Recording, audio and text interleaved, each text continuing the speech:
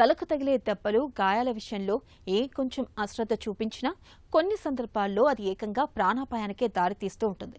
మనలో చాలా మంది తల నుంచి రక్తం కారితేనే ప్రమాదమని, లేకపోతే ఎలాంటి హాని లేదని అనుకుంటారు. నిజానికి అది పుట్టి నమ్మకం మాత్రమే. తల నుంచి రక్తం కారకపోయినా పుర్రె లోపల తీవ్రమైన గాయాలు అయ్యే అవకాశాలు ఉంటాయని గుర్తుంచుకోవాలి. తలకు దెబ్బలు తగిలి గాయాలు అయినప్పుడు ఆసుపత్రికి వెళ్లేలోపు ప్రథమ చికిత్సగా ఏం చేయాలో, ఎలాంటి జాగ్రత్తలు తీసుకోవాలో ఇప్పుడు తెలుసుకుందాం.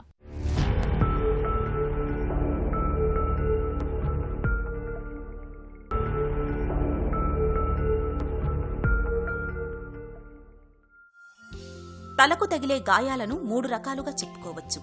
తేలికపాటి గాయాలు తగిలినప్పుడు బాధితులు స్పృహలోనే ఉంటారు.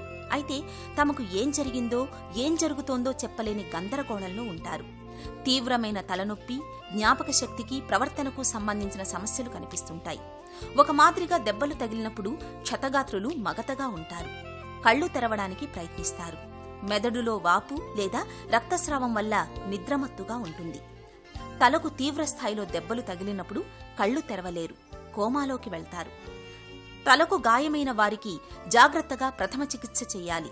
ముందుగా ABC పద్ధతిలో ప్రథమ చికిత్సను అందించడానికి ప్రయత్నించాలి.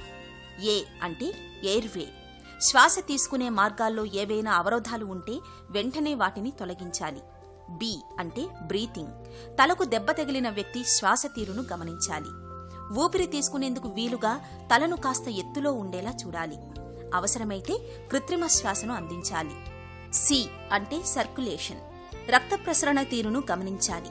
తలకు దెబ్బ తగిలి రక్తస్రావం అవుతున్నప్పుడు వెంటనే రక్తస్రావాన్ని ఆపడానికి ప్రయత్నించాలి. శుభ్రమైన బట్టతో కానీ లేదా బ్యాండేజీతో కానీ గాయానికి పక్క ప్రాంతాల్లో గట్టిగా అదిమి పట్టుకోవాలి. ఇలా చేయడం వల్ల రక్తస్రావం తగ్గే ప్రమాదం ఉంటుంది. ఎట్టి పరిస్థితుల్లోనూ నోటిలోకి నీటిని పోయడానికి ప్రయత్నించకూడదు. క్షతగాత్రుణ్ణి సాధ్యమైనంత త్వరగా ఆసుపత్రికి తీసుకెళ్లాలి.